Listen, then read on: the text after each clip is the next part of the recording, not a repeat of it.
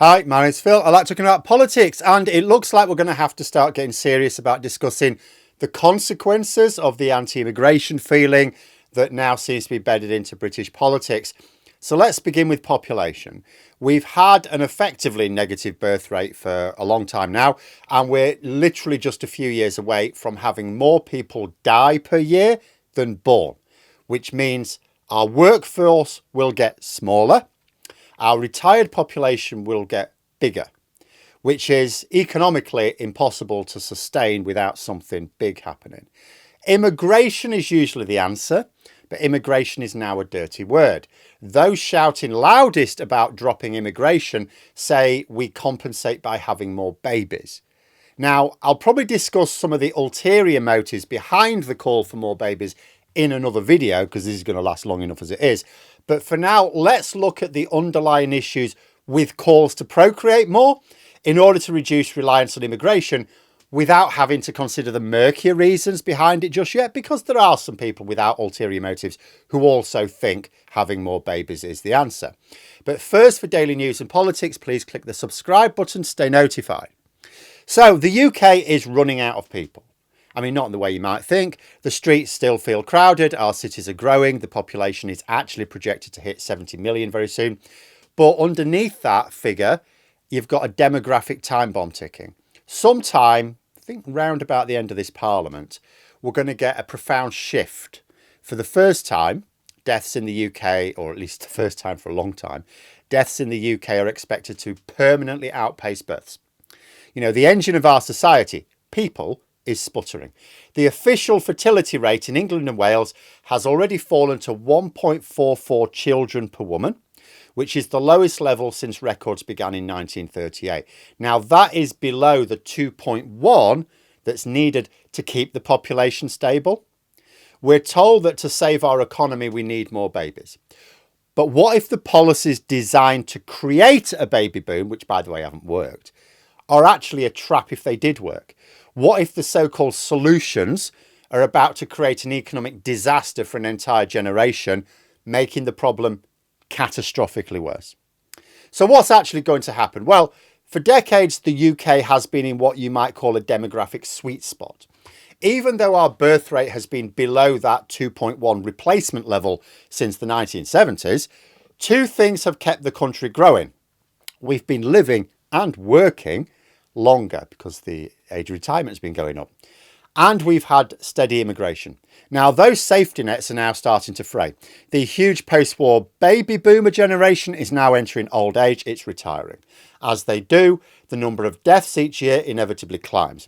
ONS projections show that from around about 2029, deaths will consistently start to outnumber births. Without immigration, the UK's population would already be shrinking. This isn't some distant abstract problem. This is a fundamental change to the structure of the country. I mean, if you imagined the country to be like a giant company, so for years it's been hiring more people than have been retiring.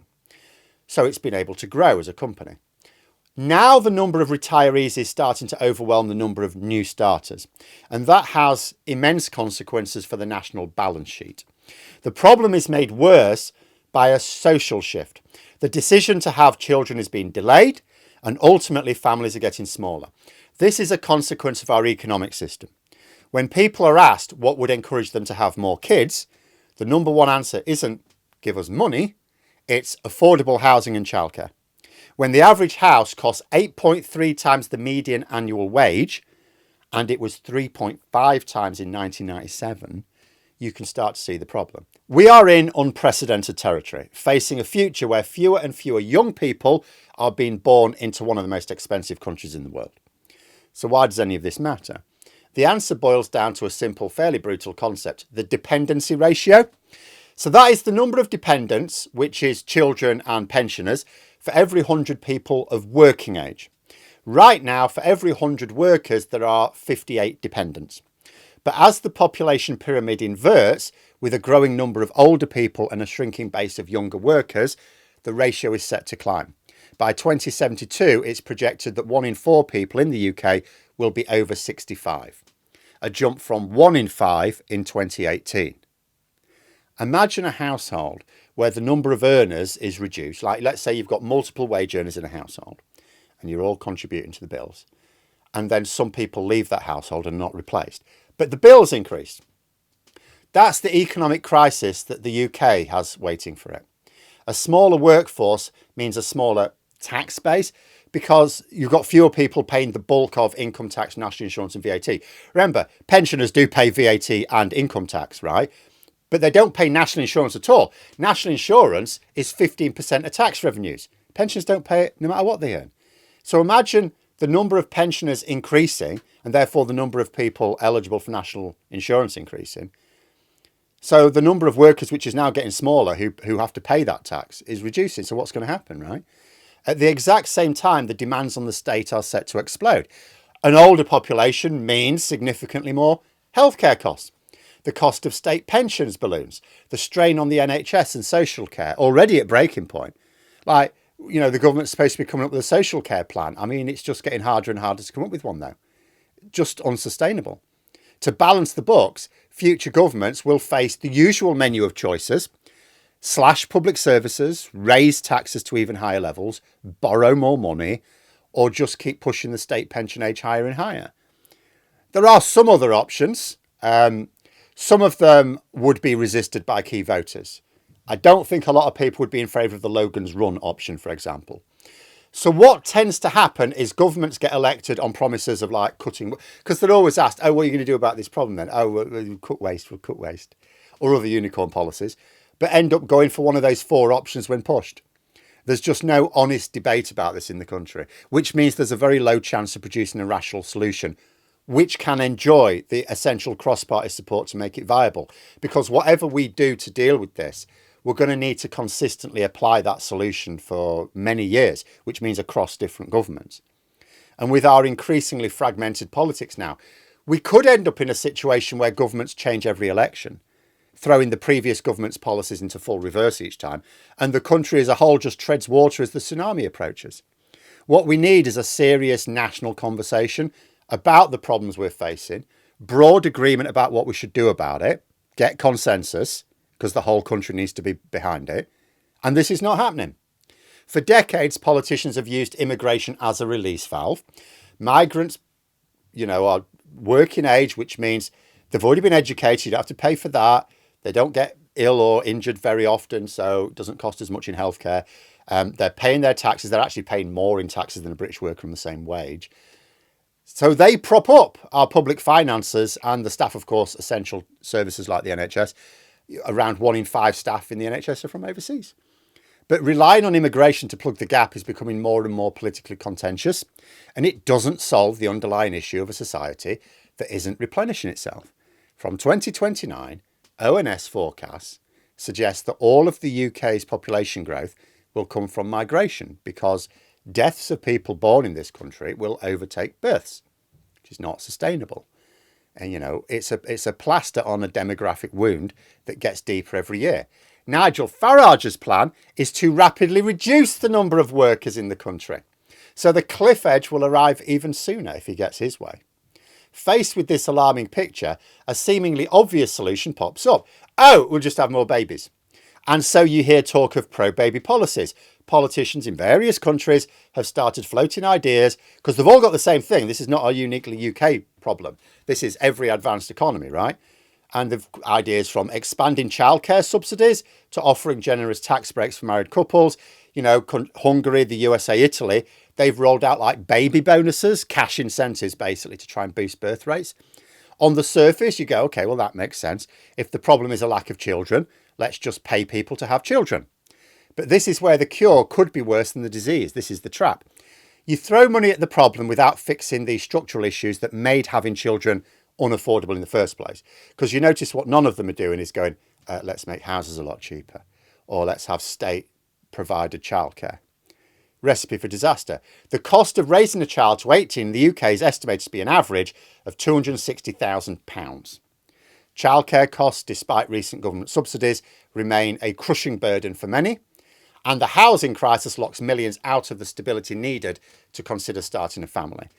So what happens if a government borrows billions to fund a baby bonus scheme? Well, that money gets added to the national debt. That's the same debt that the generation being encouraged to have kids will be forced to pay back through higher taxes for the rest of their lives. You're essentially trapping them in a cycle of debt, asking them to have children to fix a fiscal hole while simultaneously making that hole bigger. And what about those childcare subsidies? The government's already set to double spending on childcare to around £8 billion a year. That's the situation now. A sudden surge in demand, though, driven by subsidies, without a matching increase in supply, would just push prices even higher, making things worse for families who don't qualify for full support. Many providers already say they cannot meet costs as it is. Like, we don't have enough childcare capacity for the current diminishing stocks of children. Imagine if we suddenly encouraged mass pregnancies without boosting supply of childcare in parallel. You know, these policies risk creating a fiscal illusion. They look like they're addressing the problem, but they do it by indebting the young, distorting the market, and ignoring the foundational economic problems that made birth rate collapse in the first place. It's a short-term political gimmick for a long-term structural crisis, and the generation it's supposed to help will be the one left paying the bill, assuming there's still a world left for them to live in after the ageing billionaires have finished with their nonsense. This is one of the problems of a democracy where the national debates are led by privately owned media operations. Democracy means you have to make sure what you do will be appreciated before the next election, like literally in a few years' time. You don't get time to bed things in. So that means short-term gains are prioritised. It would not be a huge problem if the media at least led frank and honest debates, because then the government can say, actually, what we're doing is for the long term, you need to bear with us, and they'd go, okay, we can see that. But the media don't explain that. So we end up with politics constantly trying to put out the fires that the media barons start, and the long-term planning remains untouched in the in-tray on many ministerial desks.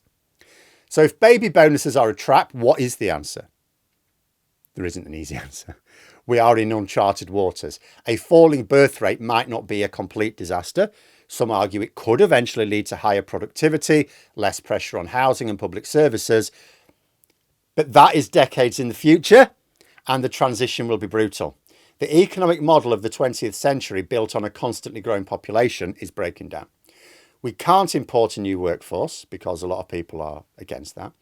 And we can't bribe our way to a new generation either. The real challenge isn't just about the number of babies being born. It's about the kind of society and economy we need to build. Do we want one where young people can actually afford a home, where childcare doesn't eat your salary, and where starting a family feels like a hopeful prospect, not a financial sacrifice for the sake of other people? Fixing the UK's demographic crisis isn't about pleading with people to have more children. It's about building an economy that makes them want to.